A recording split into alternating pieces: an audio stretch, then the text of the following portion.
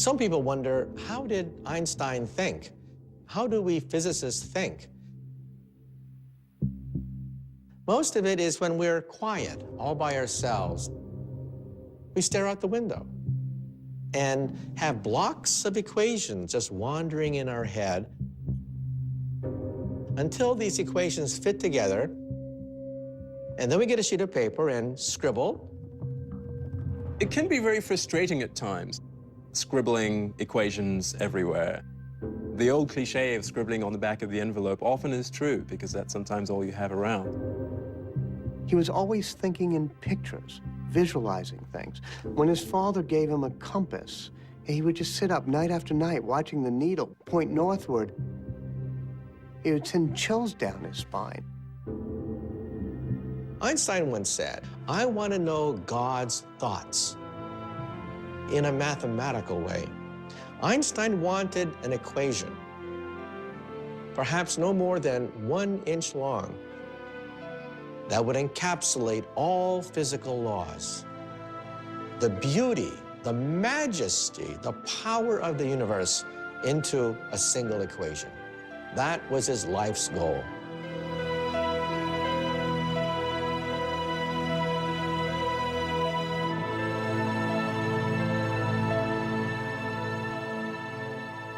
In 1900, Albert Einstein is a 21-year-old undergraduate at the Swiss Federal Polytechnic.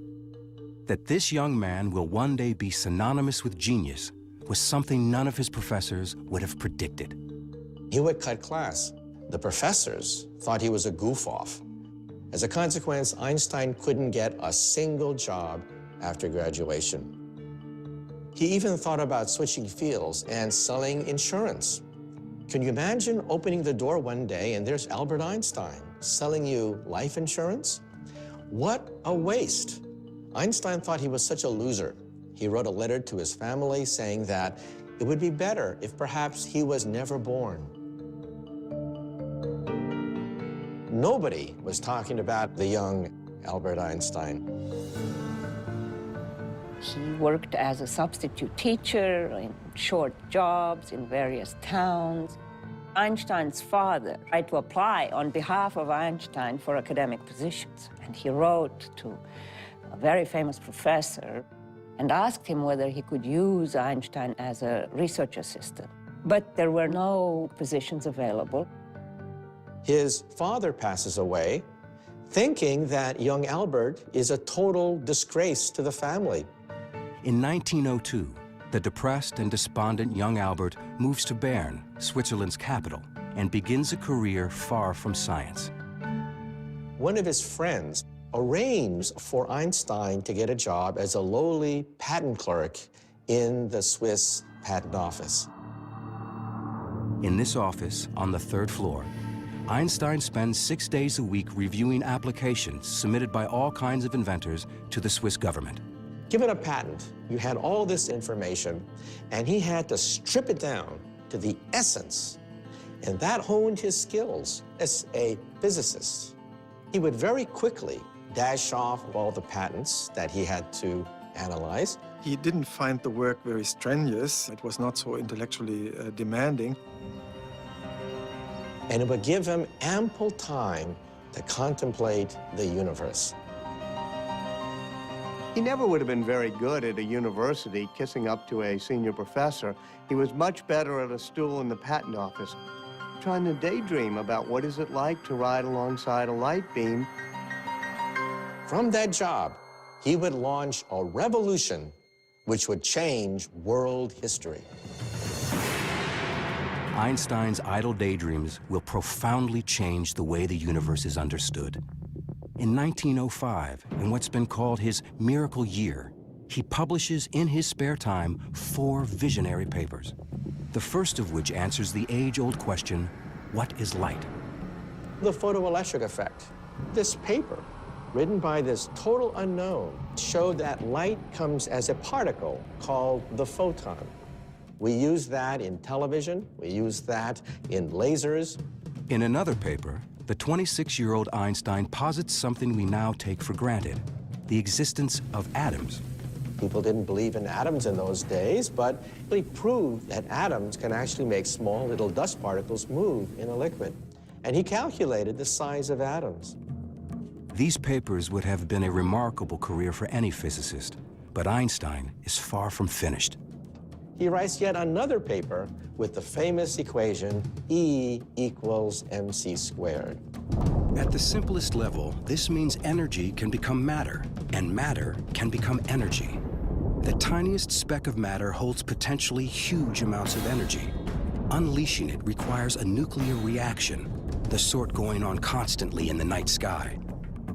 Ever since people began to look up in the heavens, they would say, what makes the stars shine?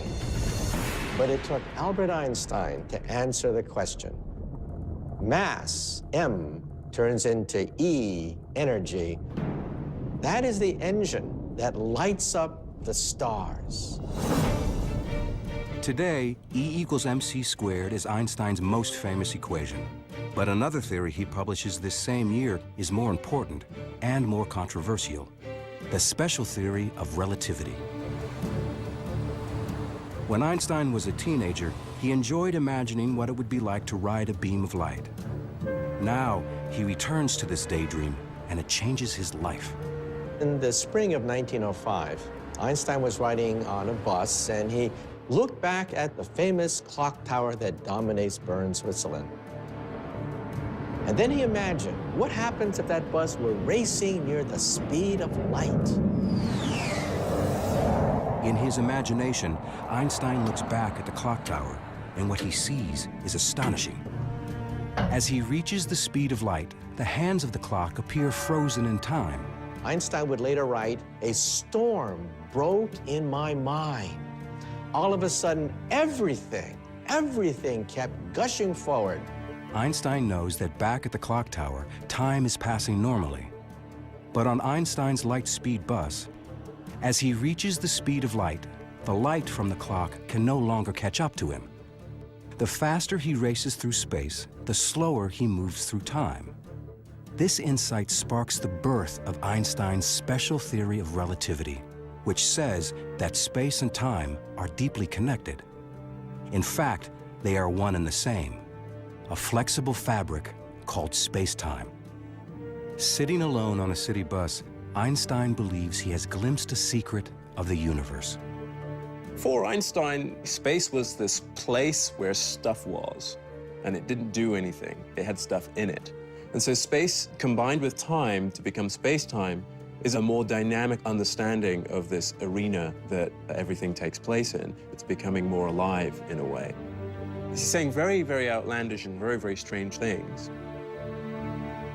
Rarely had anything so radical been submitted to Europe's most prestigious scientific journals. He was a complete outsider to the physics of his day, as he was, being in Switzerland, being a patent clerk. And yet he was ambitious enough to think that he could challenge the whole of the established physics at the time. You always hope that there will be total euphoria, that everybody will say this is a huge step forward in the subject. But that rarely happens. Whatever one's concept of time, it passes slowly for Einstein at the patent office. He submits papers to important scientific journals, the best scientific journals, and hopes for the best. And the best doesn't come for a while. He was anxious. What was the reaction of the physics community to his great paper? Silence. Einstein got very depressed. 3, 4, 5 months must have felt like an eternity to him. And then Einstein's papers fall into the hands of perhaps the one man who can fully understand him, Max Planck. Max Planck is the greatest theoretical physicist in Europe. Planck was the editor of the Annalen der Physik in Berlin. The most important physics journal of the time. Here was Max Planck reading this paper from this unknown physicist. And Max Planck says, there is something here. Planck recognized immediately that this was an important paper from an important young scholar. The relativity paper was published in June 1905. That volume, number 17, is now one of the most famous publications in the history of science. At the time, Einstein wasn't even a scientist. He's still applying for jobs at colleges, high schools, always getting rejected. We call it Einstein's miracle year. It is certainly not a time that he would describe himself as a miracle year. Miracles convey a sense of something happening easily. I don't think that Planck knew that Einstein was a patent clerk of the third class. So he must have then become curious about who this unknown Albert Einstein in Bern was. This unknown Einstein is in fact the father of a 1-year-old son and husband to a quiet and serious fellow student from the Swiss Polytechnic, Mileva Maric. When he was at the Polytechnic in Zurich, he was quite a ladies' man. He would play his violin at ladies' luncheons and cocktail parties, so he knew quite a few young women in his day. But Mileva caught his eye. Mileva is the only woman in the class. Here was a physicist. He was smitten. In a temporary detour from their shared scientific passions, Albert and Mileva are married in 1903. A year later, their first son, Hans Albert, is born. The Einstein family lives in this small 2-room apartment in the Swiss capital.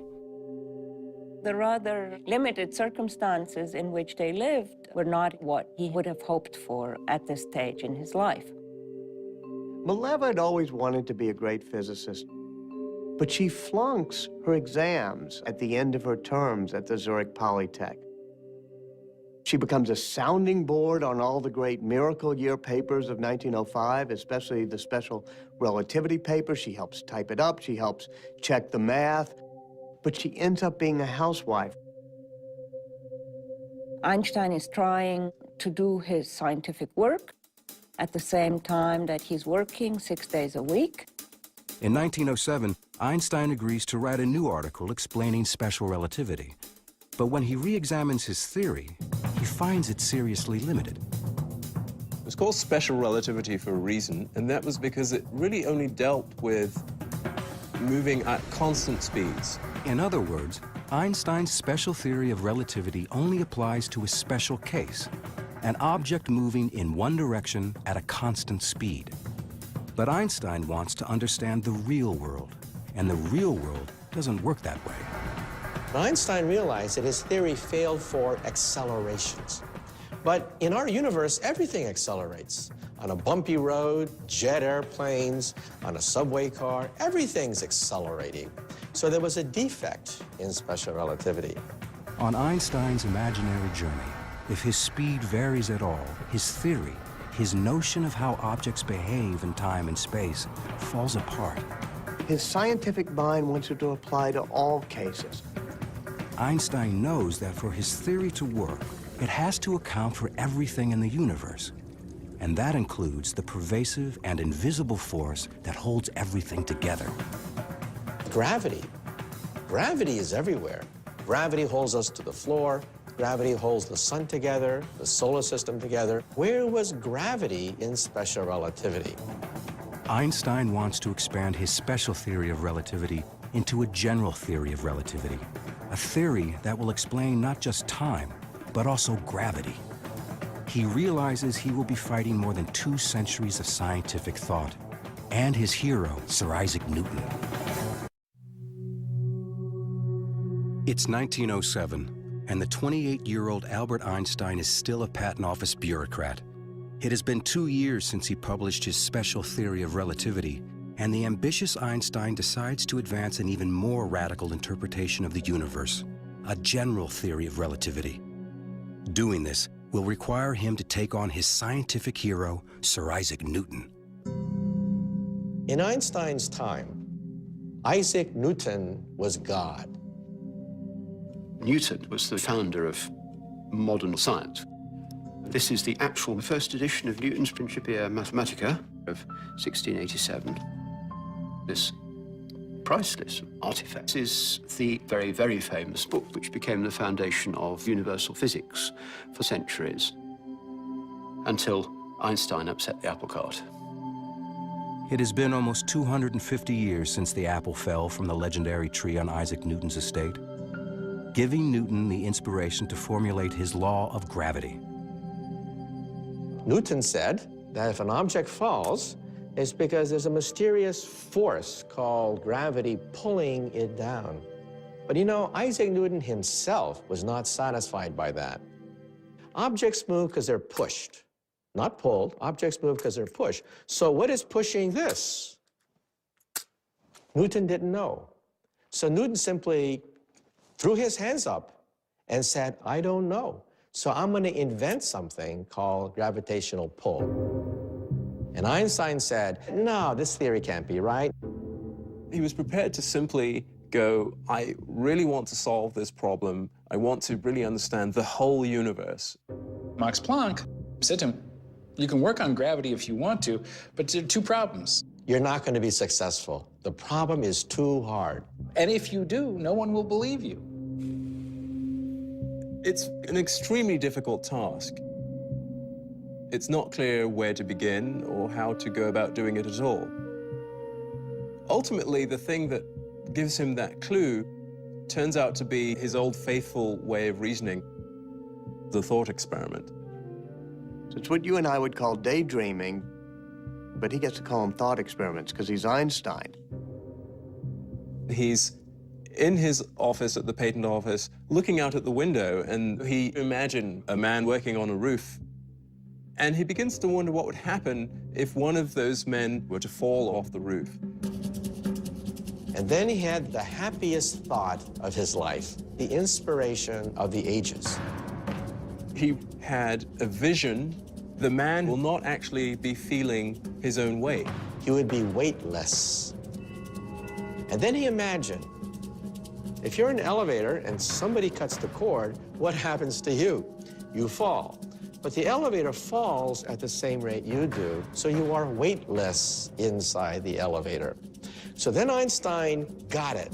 It's as though gravity's been switched off. What's really going on? There is no such thing as gravitational pull.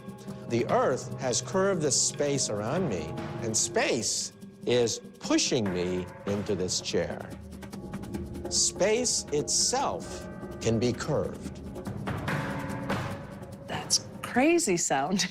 Space is adjustable. It's actually malleable. Space and time are malleable. It's this flexible thing that can be twisted. You bring an object into space, and it distorts the space around it. Why does the Earth go around the sun? Most people would say, well, the sun's gravity is yanking the Earth toward the sun in a circle. Wrong. The Earth is going around the sun because the sun has warped the space around the Earth, and space is pushing the Earth toward the sun. He had a new theory of gravity, a new theory of the universe. Einstein publishes his ideas about gravity. At the same time, his work on the atom brings him increased attention. As a result, in 1911, he's offered a position as a full-time scientist at the University of Zurich. The 32-year-old patent clerk finally leaves Bern to become, for the first time, Professor Albert Einstein. People start realizing that those miracle year papers of 1905 are probably right. And he starts getting invited to the Solvay conferences, which are the gatherings of the greatest physicists in Europe. Convened by the Belgian philanthropist Ernest Solvay, these conferences bring together the greatest scientific minds in Europe, and Albert Einstein is among them. In fact, he's the youngest professor there. He made an impression. He was friendly, he was funny, and he was smart, really smart, and people saw that. That was also a moment when Mileva must have perceived that she was still part of this small Bern world, whereas Einstein had become part of a bigger world. She writes these plaintive letters saying, tell me about it. I wish I were there. I would love to meet these great scientists. It was always my dream to meet these great scientists. She became jealous of not only the other physicists, but of physics itself. Einstein's lectures become the talk of scientific Europe, and he's invited to speak in Berlin, capital of the country in which he was born. Berlin at the time was the most vibrant city in Central Europe. Einstein hadn't been in Germany since he left at age 15 to avoid the draft. He renounced his German citizenship the next year. While Einstein was in Berlin, mainly to visit colleagues, he was also invited by a cousin. A first cousin named Elsa Einstein. They had known each other as kids, but Einstein had lost track of her. Living on her own, had divorced, she had 2 daughters. She's just the opposite of Mileva. She's not a scientist, she's not an intellectual, but she loves making big old dinners and taking care of Einstein. They liked each other's company, taking long walks, looking at the boats, and he must have been fascinated by her. Einstein returns to Zurich. They exchange fiery love letters. And at one point, it becomes so strong that Einstein says, please don't write me anymore. This isn't going to work. He must have felt that this was an overcomplex situation, even for an Albert Einstein. If the mysteries of the heart elude Einstein, the mysteries of the universe trouble him even more. The curvature of space and warping of space-time, and you scratch your head. He has now been struggling for 4 years to more fully develop his general theory of relativity. His theory of relativity is so complicated that very few people can understand it. Somebody's got to test it. It's not a testable hypothesis. It's not science. It's science fiction. Einstein knows he's on the right track towards solving his theory. Now he must find a way to prove it. It's 1911. For 4 frustrating years, Einstein has struggled to perfect his general theory of relativity. His theory won't be accepted until he can demonstrate this radical concept. Suddenly, he is struck by an idea. If he can shine a beam of light through an area where space is curved, then according to his theory, the beam of light will actually appear to bend. Light only knows straight lines. What's bent is space. What could have enough gravity to bend light so much? Well, what about the sun? 300,000 times more massive than the Earth, the sun is the perfect object for Einstein's experiment. But how can anyone shine a beam of light around the sun? He says light from a distant star, as it passes right next to the sun, and the sun's gravitational field will be bent. Because space is bent around the sun. But even if Einstein is right, he'll never be able to see it happen because the sun is just too bright. Except, when is the sun covered so that we can see what's around it without being blinded by the light? That only occurs during a total solar eclipse. Here's the sun, and it's blocked by the moon, and suddenly all the stars come out. He figured if you have the sun here, and there's stars way back here, and the light's coming in toward you, it will bend slightly. So to your eye, you think that the stars had gone out like that.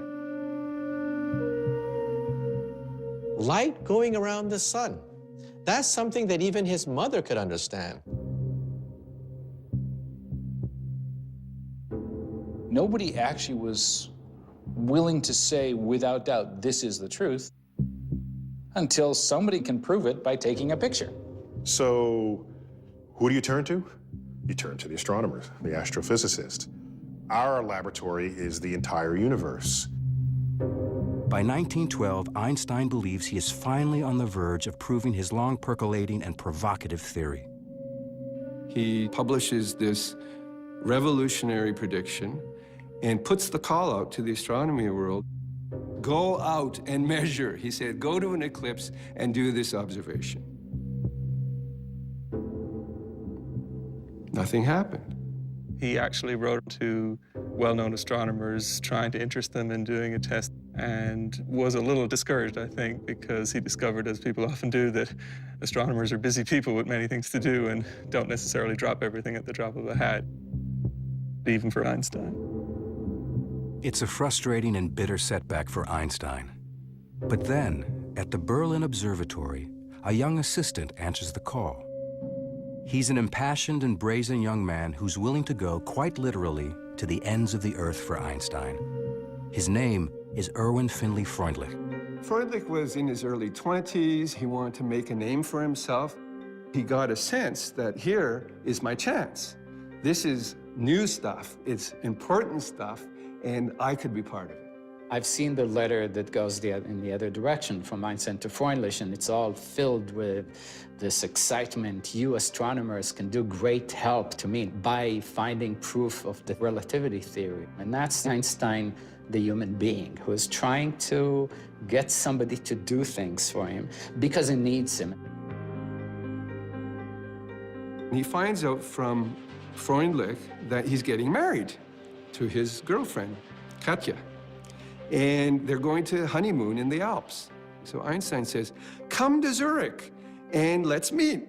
Freundlich is on his honeymoon with his bride, and he goes to meet Einstein. He's looking for him out the window, and there he is. There's Einstein. He can recognize him because he's wearing this straw hat, and he's standing out like a sore thumb. And this is the famous Einstein that he's corresponding with this prediction and this great opportunity.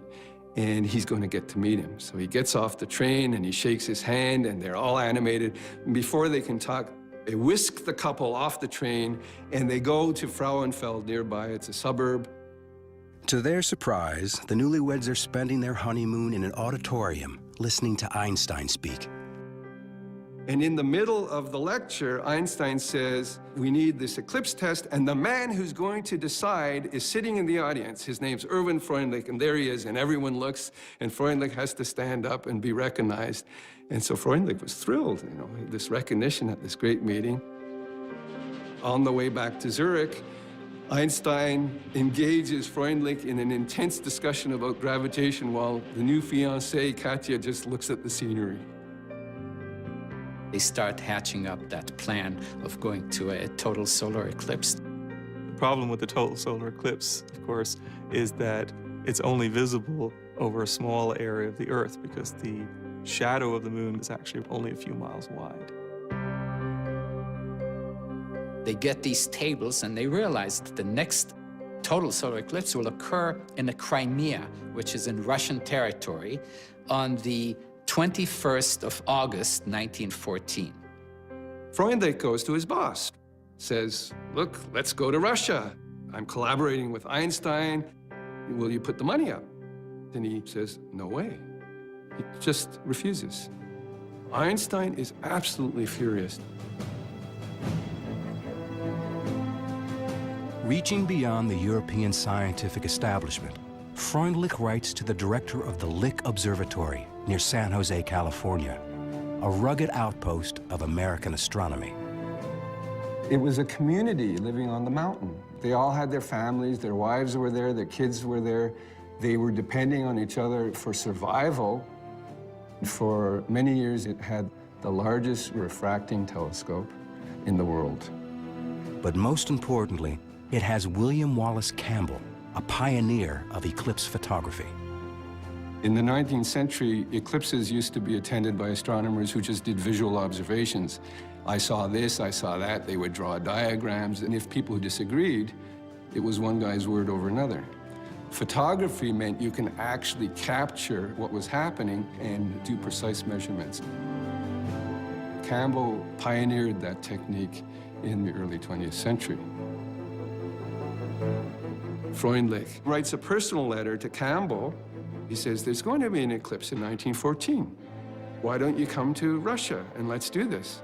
So there's this wonderful correspondence between Campbell and Freundlich, the senior doyen of California astronomy and this little pipsqueak of an assistant in Berlin who's doing this against the will of his boss. They will be the first to either confirm or to discredit Einstein's new theory of gravity. This was an important observation. Campbell had a fever in him. He saw fantastic opportunities for Lick Observatory and for America. And he says, I'm going to get this sucker. This is a tough problem, and I'm going to be the one to crack it. Meanwhile, opportunity is knocking on Einstein's door. His original mentor, Max Planck, is asked by the King of Germany, Kaiser Wilhelm II, to recruit the best scientists for a new institution in Berlin. Planck recommends the young man he considers his own discovery, Albert Einstein. And they said, if we bring Einstein here, people will look at this and say, Berlin is where the action is. It's worth whatever it takes to get him here. On July 11th, 1913, two men arrive at the Zurich train station, Max Planck and Walter Nernst, a renowned German chemist. They are hoping that a personal appeal will persuade the rebellious young scientist to return to his German homeland. Two men, middle-aged guys in dark clothes, get off the train, and they go find Einstein.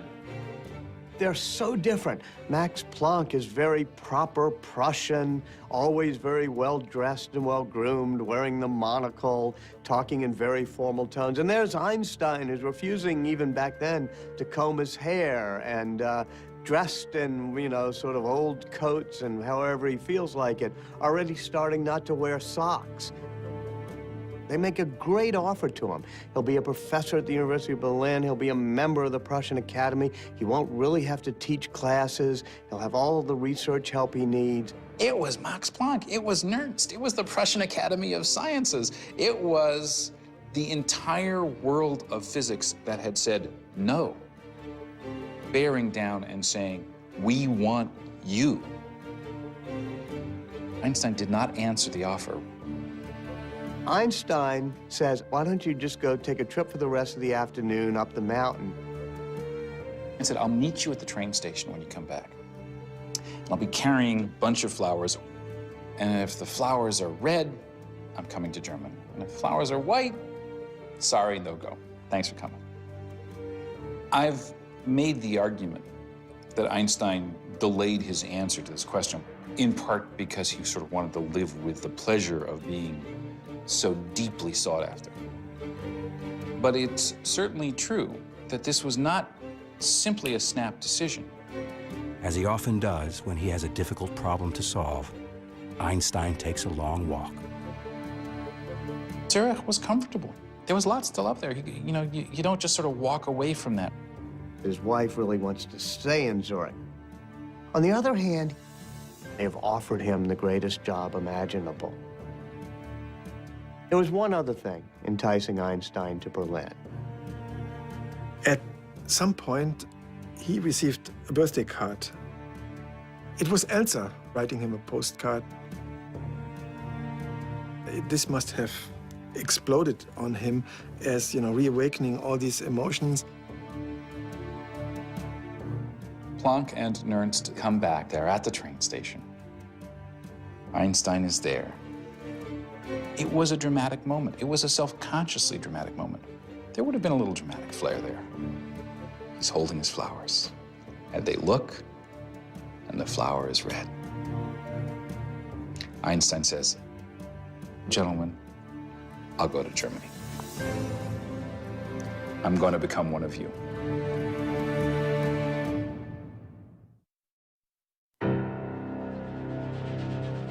By April 1914, Einstein's world is looking brighter.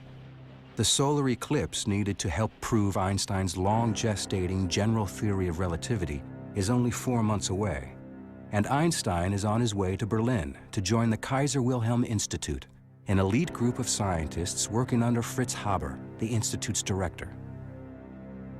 Fritz Haber was one of the greatest chemists of the 20th century. He developed a process that could be used in producing an artificial fertilizer with the help of which millions could be fed. And he was a hero. Haber and his family host Einstein's wife, Mileva Maric, while she looks for an apartment for herself, Albert, and their 2 children. Haber observes that resettling in Berlin seems to be unsettling relations between Einstein and his wife. Mileva always was a brooding and somewhat despondent woman. And in Berlin, it gets much worse. He's dallying with his cousin, Elsa. Einstein is a very brutally honest guy, so every now and then he apparently would tell Mileva about Elsa. Then they start fighting with each other. Not surprisingly, the man who approaches the universe in a unique way has a rather unconventional approach to married life. Einstein gives Mileva an ultimatum. If you want to stay married to me, you have to do the following things. It's a contract. It says you have to bring me my meals in my room. You have to speak to me only when I want to have conversation. You're not to expect intimacies from me. More power to her. She doesn't sign this contract. She decides, no, I'm not going to go for that. She goes and stays again with Haber and his wife Clara. In that time, Haber is sort of a go-between and is negotiating. He's trying to hold them together. He's the one who keeps seeing if maybe they can come to an accommodation. They both respect him.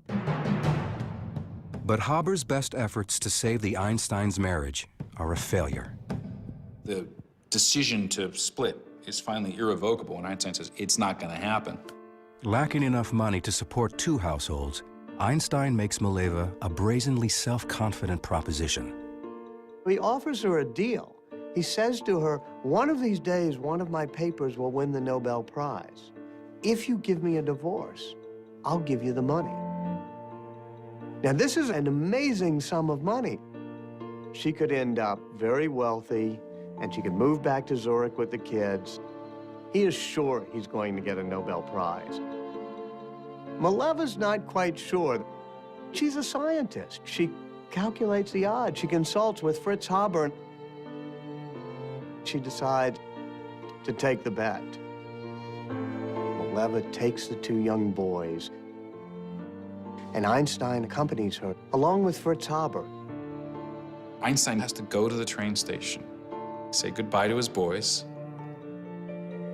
And he starts crying.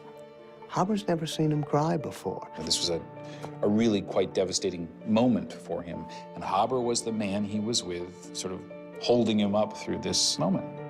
Einstein has staked his children's future on winning the Nobel Prize, by no means a sure bet. He is dependent on Erwin Freundlich and William Campbell to bring him photos of the total solar eclipse so he can see how the stars seem to move. Shortly before saying goodbye to Mileva and the boys, Einstein has another farewell at the Berlin train station. There is Freundlich with his two buddies about to leave Berlin. Einstein is there. He's very, very anxious. Freundlich and two of his colleagues are lugging 4 astronomical cameras and cumbersome equipment on a long and treacherous journey.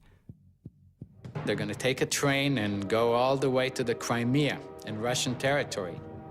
Freundlich and Campbell hope to maximize their chances of good weather and good eclipse photographs by camping in different sites. Freundlich's party sets up in southeastern Crimea. Campbell locates near Kiev. They are both determined, despite the frightening and spreading rumors of a world war. Then the worst happens. On June 28, 1914, the Archduke Franz Ferdinand of Austria is assassinated. The German Kaiser declares war on Russia, and Einstein's eclipse expeditions are suddenly in jeopardy. Einstein is really worried. Einstein has no way to warn them. Didn't know what was going to happen. And then, deep in the Crimean forest, the war comes to Freundlich's camp. Freundlich suddenly sees some uniformed Russian officers coming to his camp and asking him for his papers. Heart starts going beep, beep, beep. Russians come over to see what they're doing and realize these are Germans with a telescope. And they start tearing down his equipment. Get off my equipment. I have to observe an eclipse. These are our possessions now. Your country declared war on us. You have nothing to say. They arrest them immediately. There's no questions asked, and they are considered spies. Herr Freundlich, you are now a prisoner of war. What? Campbell, an American, is neutral. And the Russians allowed them to continue to observe the eclipse. They had come all this way, spent all this money, survived the fact that war broke out, and clouds ruined their plans. Total failure. Not only does Campbell fail to get his photograph, but he is forced to abandon his state-of-the-art equipment. Because he is an American, Campbell is not arrested, but he leaves for home a defeated man. Campbell says one wants to come home by the back door and see nobody. Einstein in Berlin is shattered. The expeditions are failures. Freundlich and his team spend several months as prisoners of war in Russia. For Einstein, it is a disaster. Proof of his most revolutionary theory, general relativity, is slipping between his fingers.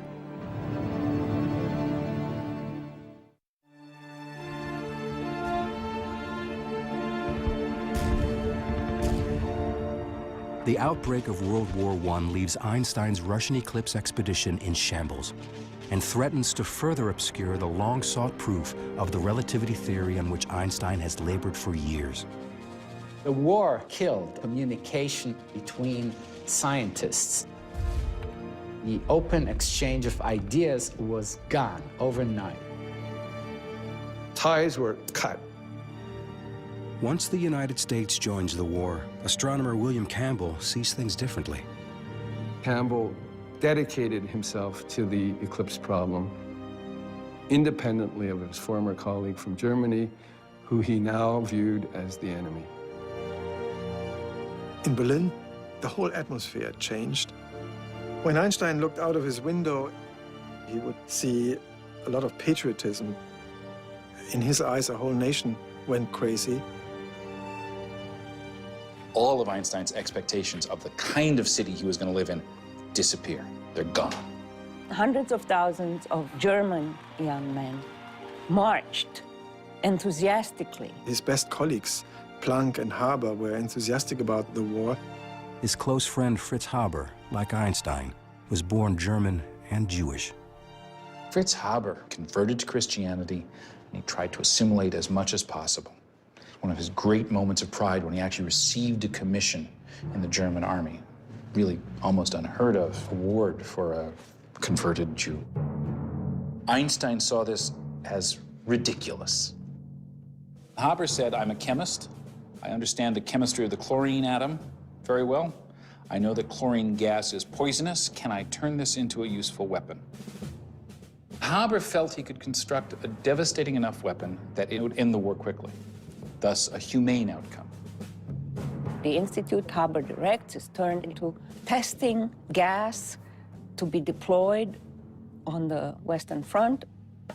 Einstein has an office in Haber's institute. Einstein was disgusted by the eagerness with which Haber, first amongst his colleagues, but many of his colleagues, went looking for ways to kill people and kill them more effectively. Haber was one of the first to develop terrible weapons out of the potential of science. Early in the war, Haber's new mystery weapon, poison gas, is tested on a Belgian battlefield. Haber was there and said, release the weapon. This low cloud drifted over the battlefield, and the cloud just sort of forms. This was the first time this ever happened. Troops had seen things that looked much worse than this cloud, and the effect was devastating. I mean, the troops were just blown out of their trenches. Haber saw thousands of people die, thousands of soldiers, about 5,000 soldiers. Your lungs begin to fill with fluid, and as the deterioration of your body continues, you can lie there on dry ground, in effect, drowning. Albert Einstein takes a look at his close friend and his, intimate professional colleague and says, in effect, you're pathological. This is grotesque. He writes a letter to a friend in Switzerland that says, all our supposed technological progress is like an axe in the hands of a madman. Haber never resented it. And it's so strange that he befriended Einstein so closely. They were living on different planets.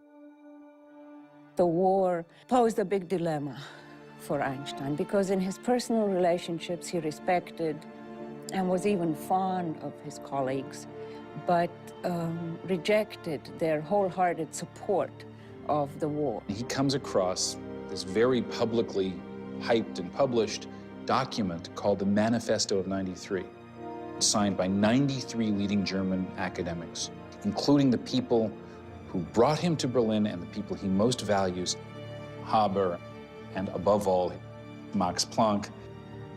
The manifesto says Germany had to fight, it was justified and morally acceptable to fight in this war.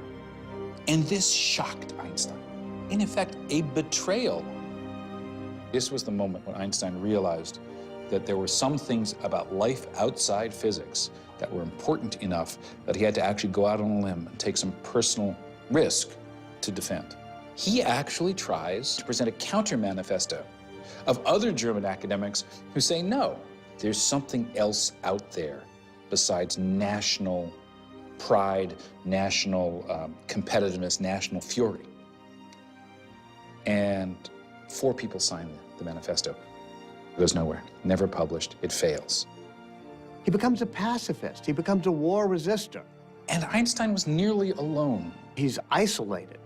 He's being rejected by his colleagues. His marriage is breaking up. He's having a custody battle for his kids. He immerses himself in his science.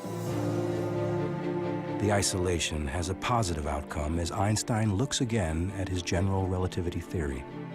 He refocuses on the mathematical equations. One day, he looked back at the calculation for the bending of light as it goes around the sun, and he suddenly realized his earlier calculation was wrong. What would have been found had Freundlich done the observation was only half the deflection that's there, half the bending of the sunlight. It would have discredited Einstein's theory. It is an embarrassing but serendipitous discovery. For 3 years, Einstein has been urging astronomers to photograph an eclipse, which would prove an equation that he now believes to be wrong. Einstein has always considered the failed eclipse expeditions to be setbacks. In fact, they may have saved his career. The war raging all around him, the physicist retreats to his study. He had a little apartment, and most of his thinking was done in his study. Sometimes he can't quite visualize the curving of space. And what he does is he takes out his violin. He said that Mozart's music captured the harmonies of the universe. Playing the violin would help him think. Einstein had this prodigious ability to sit and think.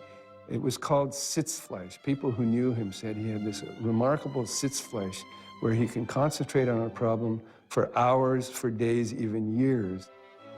In his office are lots of mathematical manuscripts with equations all over. And he's sitting there thinking, walking around, standing deep in thought. He's doing pure mathematics in his mind. Science is done by the seat of your pants. We have leaps of logic. We have years of wandering in the wilderness. We have frustration. We have pulling our hairs out. That is really the power of genius, the force of will to make all the mistakes necessary to get the right answer.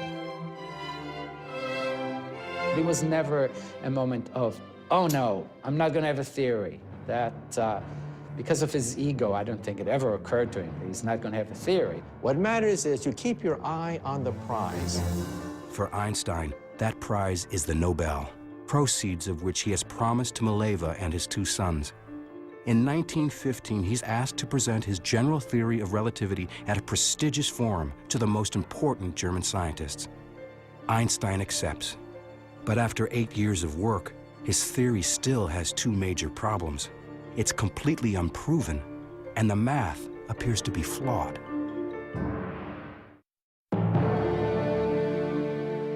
After nearly a decade of work, Einstein's general theory of relativity is still far from finished. His math is wrong, and without the correct calculation, his theory can't be proven. And now he's scheduled to deliver a paper to the most prestigious scientific gathering in Germany.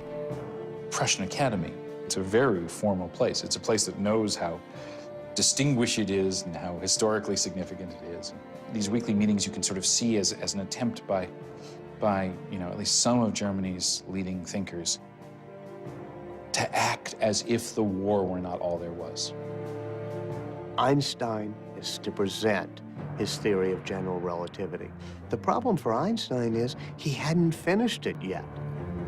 In the fall of 1915, Einstein was hardly thinking about anything else. He was completely focused on finding the solution to a puzzle that had occupied him for more than 8 years.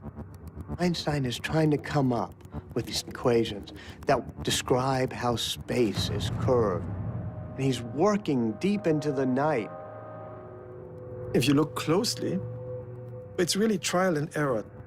You're not seeing a mathematician who just, throws the ideas, perfect formulas onto the paper of the notebook. He cancels everything and says nonsense. These terms disturb. So he's sort of talking to the math. Sometimes he turns the notebook around and then he, throws it away with disgust. It can be a real blow when an idea you've been working on doesn't work out. This gut-wrenching feeling. Since discovering his math error, Einstein believes he is making real progress. His equations are nearly complete. He accepts an invitation to speak at Göttingen University, essentially a dress rehearsal for the Prussian Academy. Einstein is up at the board writing his equations and trying to describe his problem. In the audience is one of the greatest mathematicians of all time, David Hilbert. Hilbert sits there and listens very carefully to Einstein. He thinks, I can solve the problem. I can do it better than Einstein. There's always this worry that you might get scooped. You become a little bit paranoid, or sometimes a lot paranoid. There's always this feeling I have when I have a good idea, which is that, well, if I've had this good idea, that probably means that someone else is going to have or has had this good idea too. Einstein goes back to Berlin, and Hilbert goes into his own office. And Hilbert sits there and thinks and tries to race Einstein to the big prize of general relativity. He was one of the greatest mathematicians of his time. A controversy between the two giants, a giant of physics and a giant of mathematics. Hilbert, the nasty guy here who thinks he can beat Einstein, starts working. Hilbert thought that physics was much too important to be left to the physicists, or the mathematicians should take care of it. Stakes are very high here. All or nothing. To unlock the secret of light, to unlock the secret of gravity. Nobody can ever say that Einstein is not a fantastic mathematician, because at that moment, the problem is distilled into pure mathematics. Several times, Einstein thought he had it. When he submitted one of the versions to the Prussian Academy, he wrote his son in Switzerland, you will later understand that this was a great day that changed history, and your father was, producing it. But it turned out again to be an erroneous version. He had to change it a week later once more. He had tried many alleys before, and they turned out to be dead ends. How long do you wait developing this idea, writing the paper, working out all the consequences before publishing it? Einstein had to be really afraid that Hilbert would actually take over the whole game and publish the final equations of general relativity before him. All of a sudden, he discovered that several pointers all seemed to point in the same direction. Einstein remembered that he had given up a very radical solution that he had stumbled upon already in 1912, and that he had then discarded because it looked just physically too unfamiliar, too unacceptable. But now, after he had tried out all these other alternatives, he was ready to return exactly to that equation, back to an equation that he had earlier considered and then discarded 3 years before. You realize that you've been wrong in a real flash of inspiration because you realized what you should be doing. He had it all in his drawer. And that's, of course, then a glorious moment. There it was, the equation that he had discarded, and now it looked much more promising, much more useful than it had in the winter of 1912. It isn't always a dark time when you realize that you're wrong. Sometimes it's a wonderful time. The excitement for Einstein comes with the realization that the answer for his new theory can be found in an old astronomical riddle. Einstein began to look at a mystery that had puzzled astronomers for generations. According to Isaac Newton, the planet Mercury should be going around the sun like this. But it was known for quite a while that the orbit of Mercury deviates from Newton's laws of motion. It tilts a little bit. So the orbit, instead of going like this, begins to tilt. And it begins to make a pattern like the petals of a flower. Einstein realizes his thoughts on gravity might explain Mercury's orbit in ways the Newton's law could not. Was Newton wrong? Einstein says, maybe it's my theory of gravity. Is this simple enough to explain all the experimental data? He calculated painfully the orbit of Mercury, and there was a near-perfect match. His equations on a notepad matched the motion of heavenly bodies in outer space.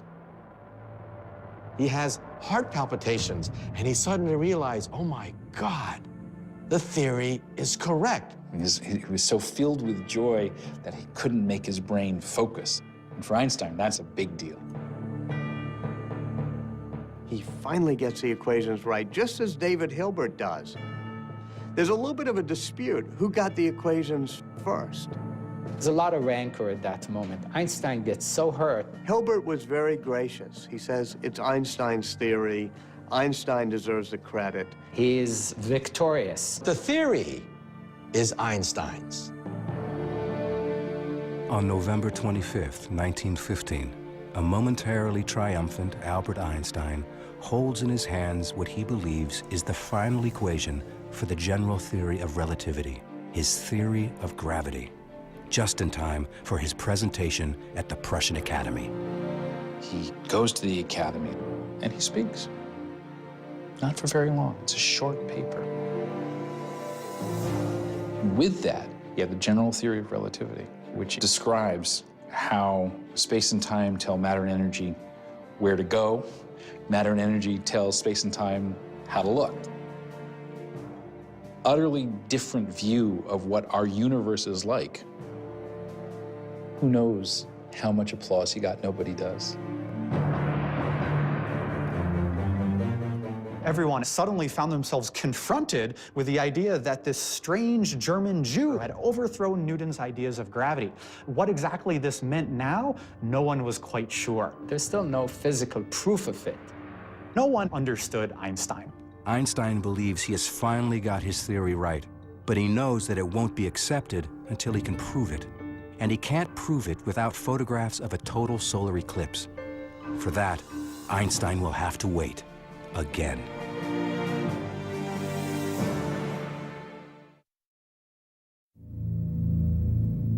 Einstein publishes his completed general theory of relativity in 1916 with the corrected mathematical equation. But there is still much work to be done.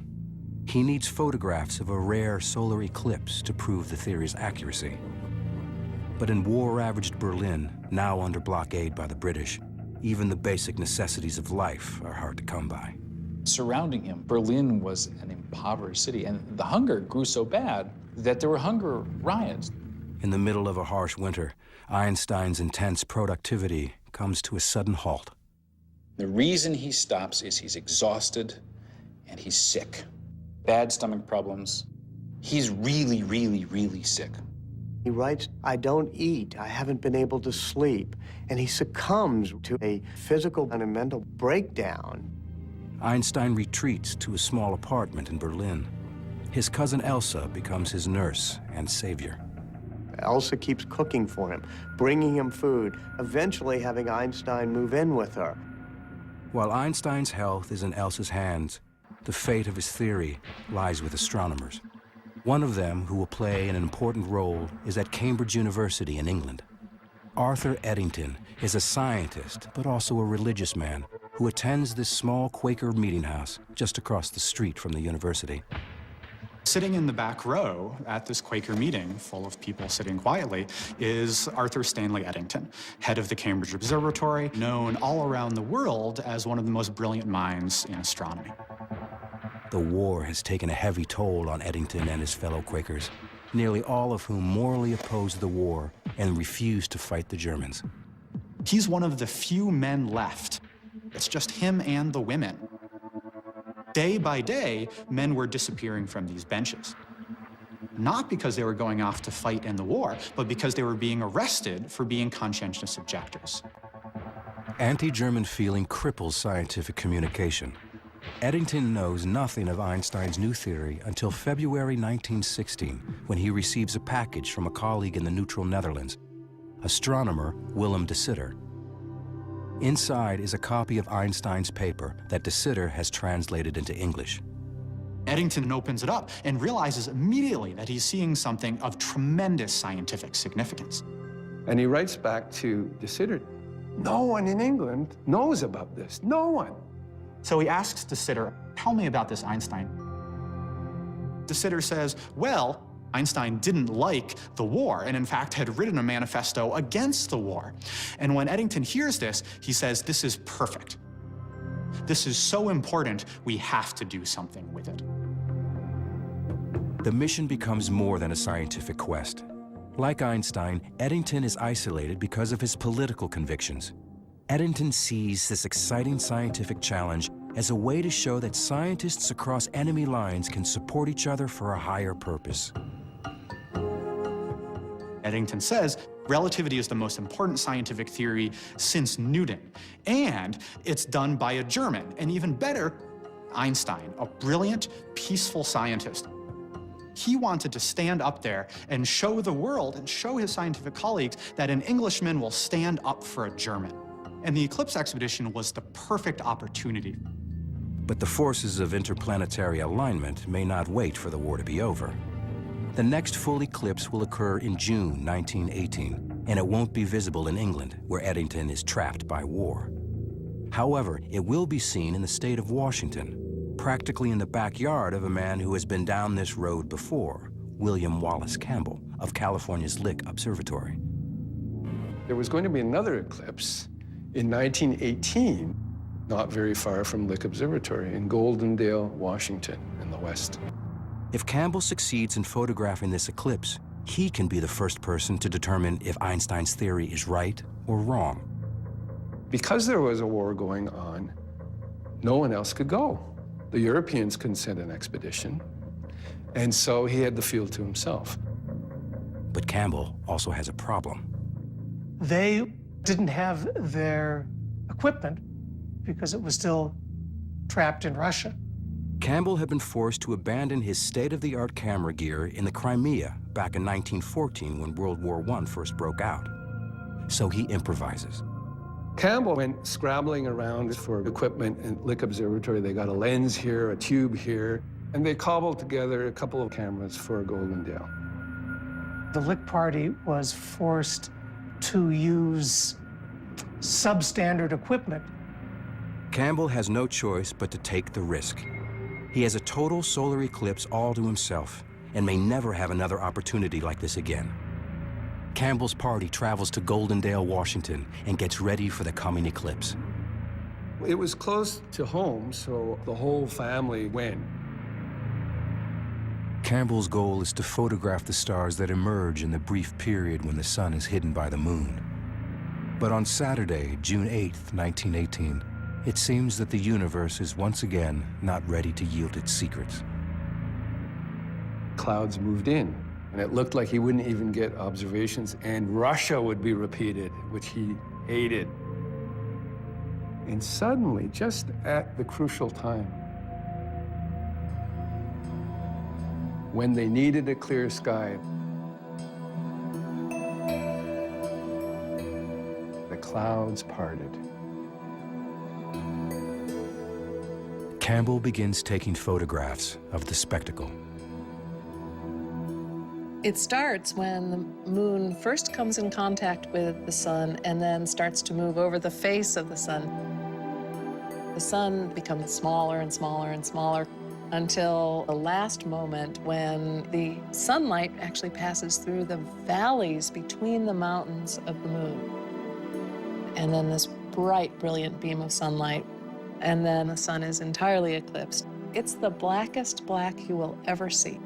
My first eclipse, I literally lost my breath. It was like jumping in cold water where you go, you know, you can't believe it. It is breathtaking, literally breathtaking. It's a gorgeous sight. It's just, wow. Most powerful experience that I've ever had in my life. The New York Times had a reporter, and they wrote an article, "Clouds Fall Away for Eclipse." There's a little subtitle, "Test of Einstein Theory." This is the first time that an American newspaper mentioned Albert Einstein. Campbell assigns his most trusted astronomer, Heber D. Curtis, to analyze the photographs to prove or disprove Einstein's theory. Looking in, a star would have been visible, one of the stars that was to be measured. That star would have been very carefully centered on crosshairs in the eyepiece. Once that was done, the scales could be read in the X and Y directions, and a very precise position could be assigned to the star. From those numbers, it could be determined whether the star had appeared to change position. Einstein has predicted that the warped space around the sun will create an optical illusion, making the stars appear to move outward ever so slightly. Einstein predicted much less than a millimeter. This is not an easy measurement to make. Unlike most theories that people put forth, Einstein's general relativity makes very specific prediction. Very tight, it's gotta be this, and if it's not that, then the entire foundation of the idea has gotta be discarded. Extremely precise, painstaking measurements. There was no wiggle room in Einstein's relativity because the idea that gravity is the manifestation of the curvature of space and time. You're going to say how much it curves and what happens to matter or light in the presence of that curvature? Calculate it, make the prediction? If the prediction doesn't come true, you don't go say, okay, let me see if I can tweak the theory. Not in this case. You can see on these pages the kind of labor that Curtis had to endure in order to make these measurements. There's page after page after page of this. Some pages crossed out. All you needed was one experiment to show that any aspect of relativity would fail. And he'd have to go back to the drawing board completely. Curtis looks at the stars and sees nothing unusual. They all appear in their normal places, which can only mean one thing. Einstein is wrong. But Campbell is unwilling to risk his reputation on improvised equipment. Nobody wants to reveal an answer until everything has been double-checked. The best tactic is total silence until you're absolutely sure what you found. Campbell orders Curtis to check his results again and again. As Curtis works in quiet isolation atop Mount Hamilton, Europe is in chaos. The order of Europe changed completely. We have 3 empires that disintegrate within weeks of each other. On November 9th, 1918, Kaiser Wilhelm abdicates the throne. Einstein notes in his lecture book, class canceled due to revolution. In the immediate aftermath of the war, German scientists, including Einstein, are still not allowed to travel. But Eddington can. Einstein learns that he is going to Africa to photograph a solar eclipse expected on May 29th, 1919. As Eddington leaves Cambridge, the hallways are full of crutches and canes. Cambridge begins to fill up with students again, but they're crippled or they're maimed. He had no fanfare. He's heading off on a lonely adventure. Eddington believes in Einstein and hopes to bring back proof of his controversial theory. But in California, astronomer William Campbell is preparing to deliver his own results, and the news appears to be devastating. On two fronts and two continents, the proof of Einstein's theory now hangs in the balance.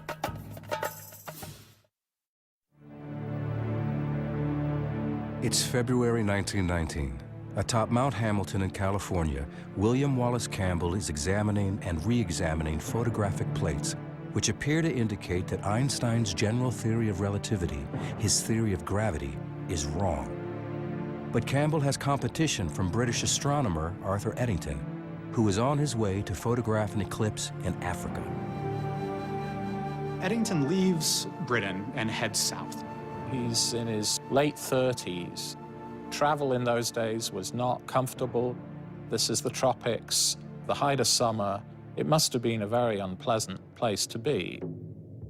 In May of 1919, after 10 weeks at sea, Eddington and his assistant arrive on the shores of Principe, a small island off the coast of West Africa.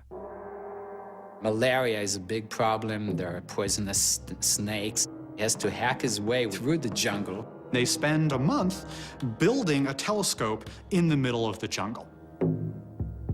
The day of the eclipse, rain is coming rolling down. He's crushed.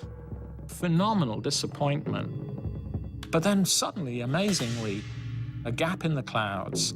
He sees a black moon. They have to begin taking photographs right then.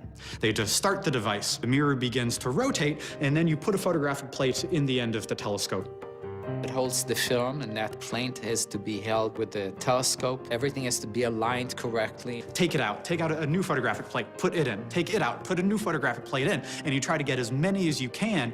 Tremendous race, but let's keep calm. Let's maintain composure.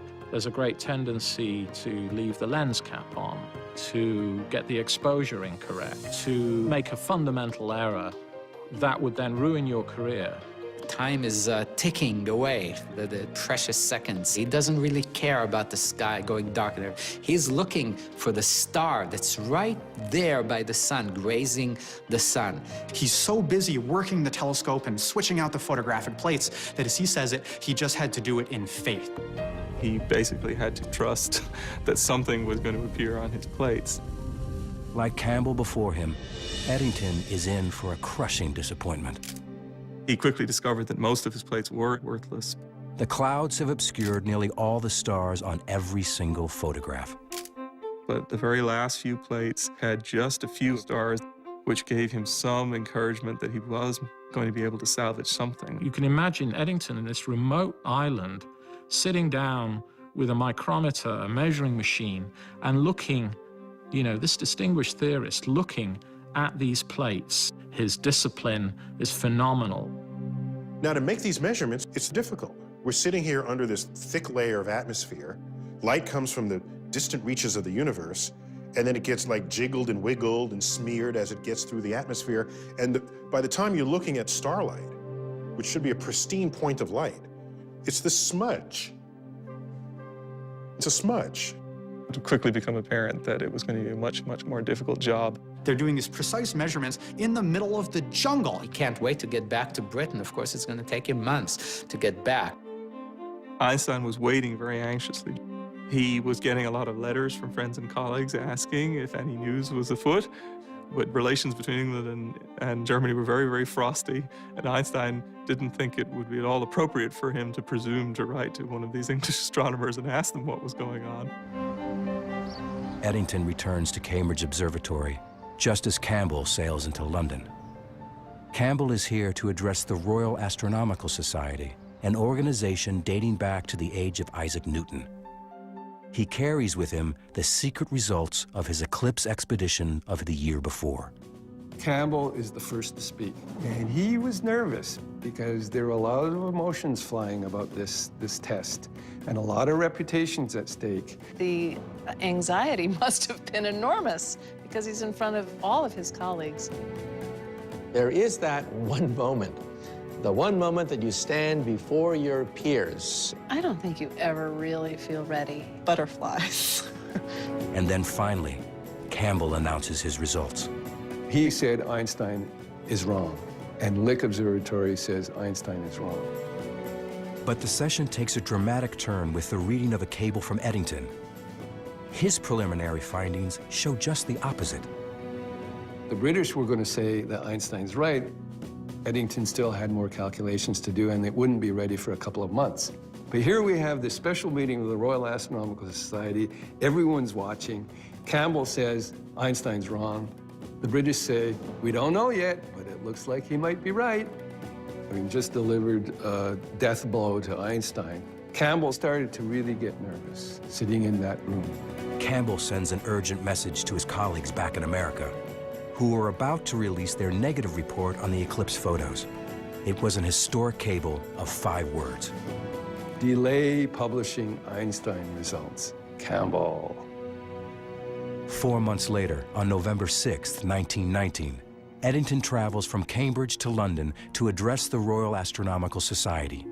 He has finalized his photographic findings on Einstein's theory.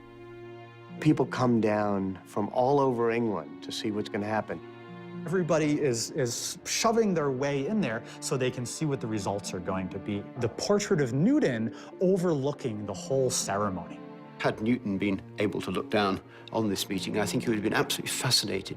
Eddington begins the meeting by pointing to the portrait of the founder of the Royal Society and saying, "Forgive us, Sir Isaac Newton, your universe has been overturned."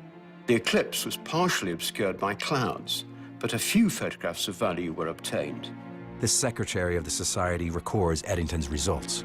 The measurements of the plates have led to the conclusion that the deflection of 1 second .75 at the sun's limb, predicted by Einstein's general theory of relativity, is verified by the eclipse observations. The public interest that gets generated by this is tremendous. Outside of the scientific community, no one had even heard of Albert Einstein, let alone his bizarre theories. Now the public learns that everything they believe about the universe is wrong. The Times of London says, in effect, there is a whole new theory of the world. Ideas we've known for hundreds of years are wrong, and this man, this German scientist, Albert Einstein, has given us a new truth. The New York Times has one of the greatest headlines. Men of science, more or less agog over eclipse observations. Einstein theory triumphs. And it is then that the German press also picks up on these events. There's a Berlin magazine that shows him, sort of this romantic face with a already fairly, dramatic hair, and this faraway look in his eyes. And the caption to the cover of this magazine says, a new figure in world history. Although few people really understand Einstein's ideas, soon everyone knows his name. Beers are named after him. Mothers named some of their children after him. Einstein himself never realized that his obscure theory of gravity would excite the public imagination. He says things are crazy here with the press. They all want an article, they want a lecture, they want photographs. It is all a craziness. This is, one of the first great ages of photography. So there are pictures of Einstein.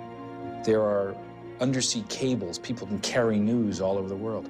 There are newsreels. You can see the man moving and talking. Without such freedom, there would have been no Shakespeare, no Goethe, no Newton, no Faraday, no Pasteur, and no Lister. But despite the public adulation, scientists still have their doubts about his theory. People are making a mistake. They're mistaking Einstein's fame for acceptance of his theory. They're equating the two, and that's very far from what happened. A backlash set in.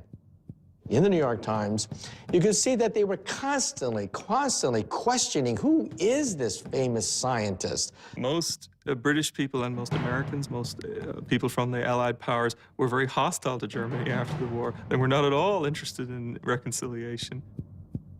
So many people were saying, oh, Eddington was so motivated by the goal of peace and promoting international brotherhood. He was so convinced by the theory that perhaps He allowed himself to be a little bit biased. He's been criticized for fudging the figures. The photographic results from the two solar eclipse expeditions, Eddington's and Campbell's, result in a split decision. Another expedition will need to be mounted. Both Einstein, who has been trying to prove his theory since he first proposed it in 1907, and Campbell, who has been working on the problem since 1911, have tremendous personal stakes in the results. Now it was a matter of not just science, it was a matter of international reputation, it was a matter of personal reputation. This was personal. Campbell checks the charts and sees that the next best eclipse to photograph will be in Australia in 1922, more than 2 years from now. And it turns out, he will not be the only one to take up the challenge.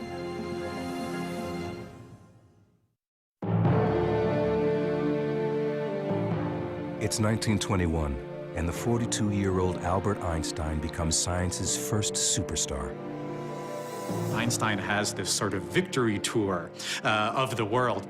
In America, the newspapers are reporting as the boat goes across the Atlantic, Einstein is coming. There are 15,000 people waiting to meet Einstein in Lower Manhattan. This is for a theoretical physicist. He traveled all up and down the East Coast through the Midwest. Einstein is a total phenomenon. But more importantly for Einstein, the scientific community is still debating whether his theory is correct. And the more attention Einstein gets, the more his theory is thrown into doubt. Einstein is being exposed to increasing criticism of his theory of relativity. People said, we have to redo the test. In September of 1922, a total solar eclipse will be fully visible in Australia, and William Wallace Campbell sees an opportunity to set things right once and for all. He started making plans to completely redo his equipment. Completely redesigned entirely with this measurement in mind. This was the Cadillac of Einstein effect measuring equipment. The first eclipse point was the very, very, very westernmost part of Australia, on a place called 90 Mile Beach. But this time, Campbell is not the only one pursuing this goal. 7, count them, 7 expeditions went to Australia. The British sent an expedition. Freundlich led an expedition. It was the first time he had a chance since Russia. John Evershed, a British astronomer, was able to come from India. The Canadians sent an expedition, and 2 Australian expeditions went. Serious competition to Campbell. The British and Freundlich got clouded out. One of the Australians couldn't get any data. Their equipment was lousy. Poor Evershed from India had beautiful clear skies, but he had technical difficulties, so he got nothing. Campbell, now in his 3rd expedition, is much better prepared. He gets perfect results. And they showed, I think, 92 stars that the Einstein effect was not only there, but it behaved as Einstein predicted, very clearly, very unambiguously. This is one of the lenses which confirmed the theory of relativity. The light actually passed through this lens and actually fell on this plate. This stuff is way cool. I mean, this is the heart. The stars that could be seen around the eclipsed sun, here highlighted, showed just the deflection predicted by relativity. They nailed it. Einstein was so right.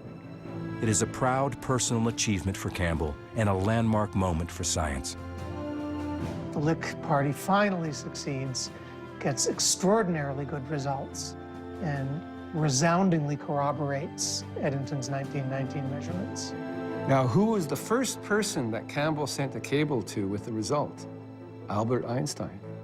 He wanted Einstein to know, boy, did we vindicate you. Boy, did we show that Eddington was right, despite what all the scoffers are saying. For Einstein, this was a tremendous triumph. The eclipse expedition gives us amazing proof of something that looks theoretical, and yet it's very much part of our lives. They showed that space-time around the sun was curving.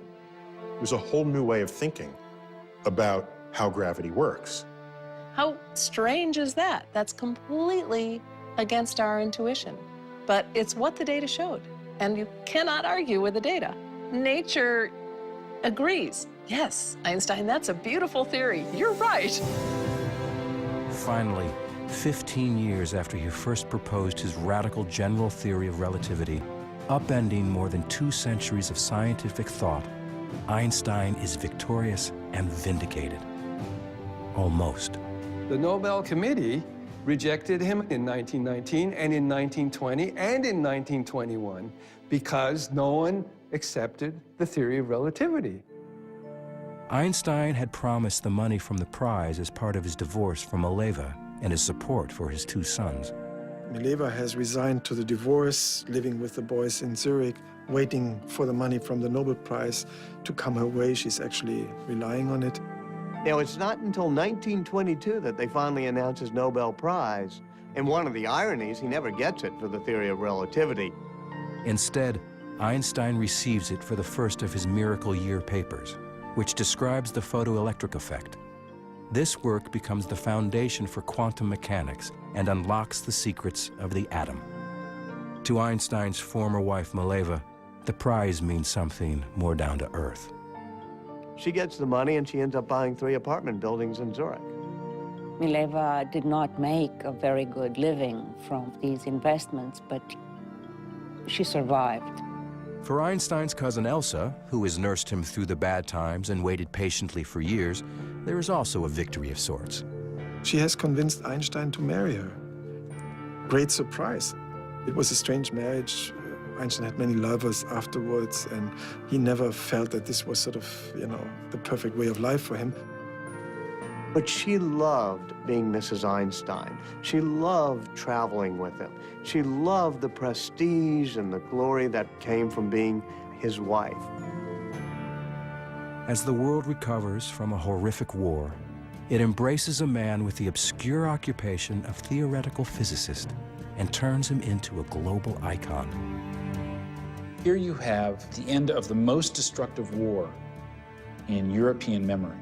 And here this pacifist saint comes along with a wild halo of hair, piercing eyes, and people on all sides of the Atlantic, in Germany and in England and in America, could all celebrate him as a man of peace, but also somebody whose science transcended the horrors of war. That's where the emotional resonance of his accomplishment came, I think. And that's why people seized on him, not just as a smart guy, but as a symbol, maybe an all-purpose symbol of what humanity can do well in the context of what humanity has clearly done so terribly. His story, the solo scientist who turns the world upside down, is enticing. Alone in his studio, using only his mind and a pencil, Einstein made bizarre discoveries as intriguing to the public as the most talked about music and movies of the day. They loved the mystery. Einstein himself said so. The fact that there are these wonderful words of the 4th dimension, bending of space, time warps, all that kind of thing. It's great. Light moves in ways you don't expect.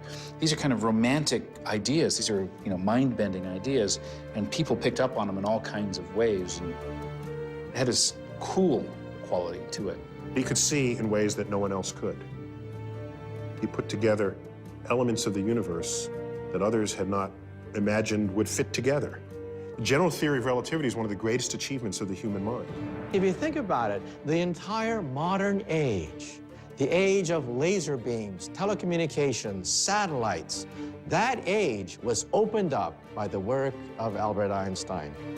For example, black holes and neutron stars and the Big Bang itself.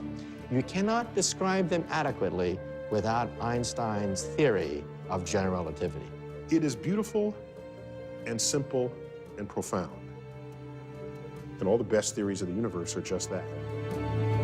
Einstein dies in 1955 at the age of 76.